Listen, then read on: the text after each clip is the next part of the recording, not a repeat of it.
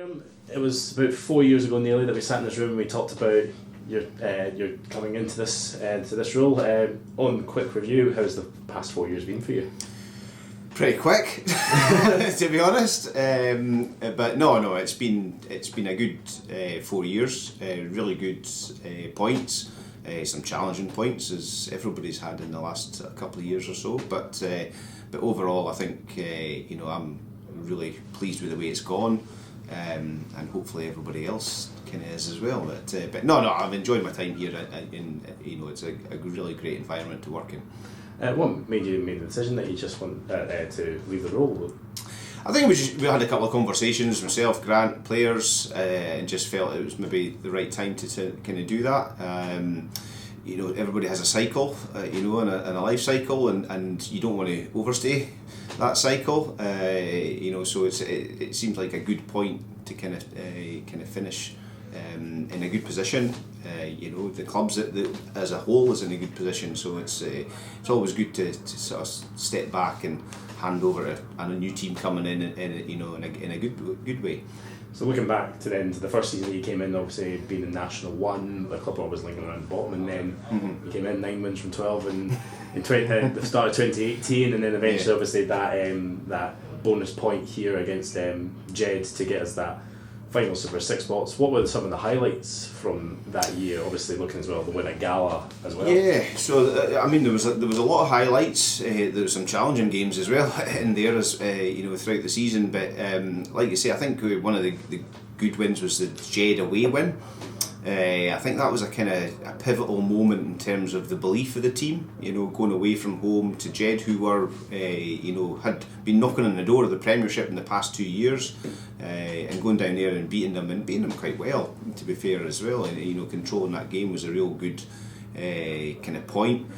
And then there was it was a wild game down at Netherdale. There was I think there was nearly 100 points scored overall in the game, and that was something for the free flowing rugby sort of enthusiasts, maybe not the purists, but yeah, and that's what we tried to get. We tried to get that brand of rugby where we're in enjoyment, and enjoyment comes from scoring tries pretty much, so how you do that is the challenge, and against different teams you can do different things, or you're allowed to do different things, so so those couple of games there in terms of an attacking point of view, but going toe to toe with Curry in that final, as well, is a couple of kind of points, but like that bonus point try, was a huge relief for everybody, I think, in the club at the time. You could see it from everybody in the ground, and the guys that were on their stag do, and when the video came through, what it meant to everybody. You were only the second coach, obviously, as well, to lead the club into the Premiership, which was daunting, obviously, as well, I can imagine. So what was the first kind of Premiership season like, especially going into 2019? There was only 2 wins, and then getting those important wins against Jed as well at the beginning of the year. Yeah, I think it just took us time to find our feet a wee bit and have that belief again. It was about just believing that you are good enough. You're here on merit. You've earned your position. So let's go out and actually and don't shy away from what you're trying to do. Just stick at it. Be true to what you're trying to do, and it did come through in the end. And like we say, that kind of final few games of that season, I thought we actually really did show some character, show some skill, and end up in a good position for what was obviously the season that was kind of finished early, but I think we've done enough anyway, ourselves, and I was happy, and the players were happy that they felt that they'd earned that right to get that second season in there. You've had should we say, a weird kind of coaching as well, coaching during a global pandemic as well. What was that like? How hard was it to keep the players interested and keeping them motivated and fit?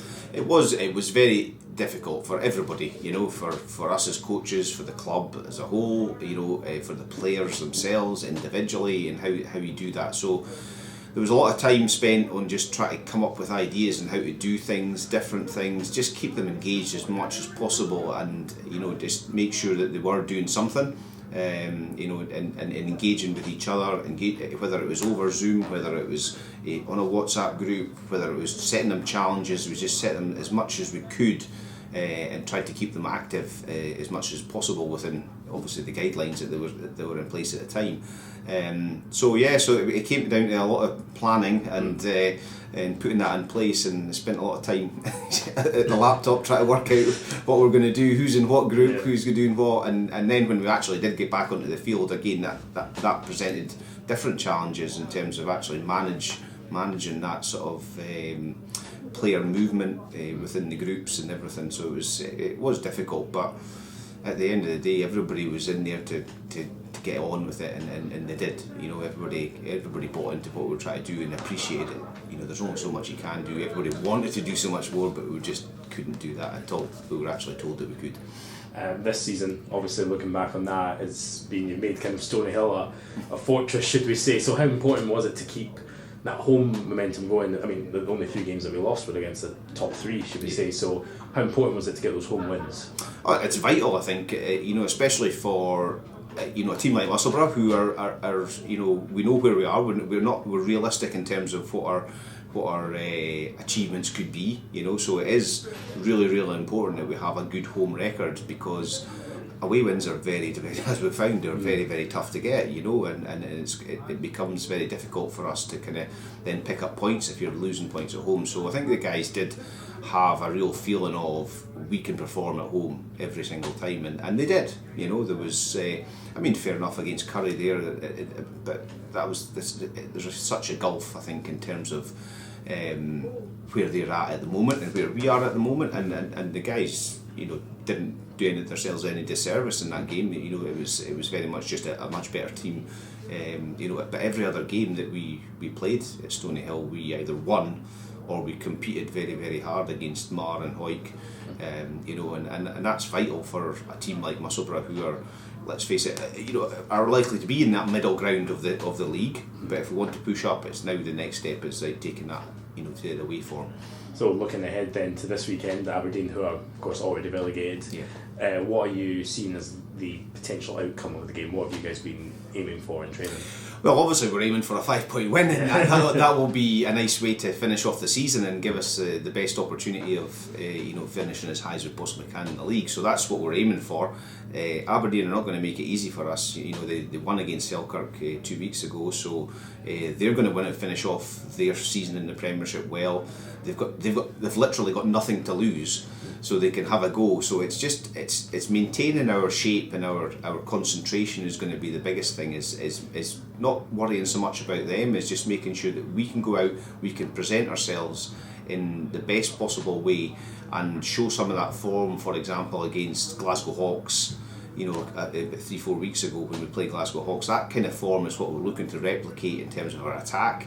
Defence, we just need to make sure that we don't give them anything easy. It's always difficult, long bus journey, and it's a cliche, but you have to get off the bus and get that out of your system, and that's one of the key things, and that's what's let us down probably in the last couple of times we've been up there. We've been chasing the game after 20-25 minutes, and that's something that we really need to be a bit more conscious of on Saturday, is making sure that we go out there, we set our stall out early, and I think we've been good at that over the last certainly second half of the season, is starting games better, controlling that possession, controlling that territory, and just putting a dampener on their party almost, So I guess the last question then is obviously to the next coach that comes in. What would you say to them about Musselburgh and about the players in the squad?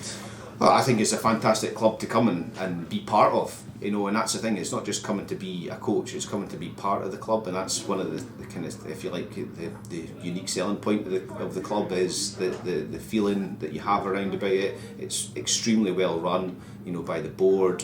It has huge support from all the volunteer base, and the players themselves. They're growing. They are growing. There's a young group, there's an older group, but there's a good transition in terms of that. So there is real potential for Musselburgh to be kind of really cement themselves in the Premiership and potentially push in to the top half of the league there.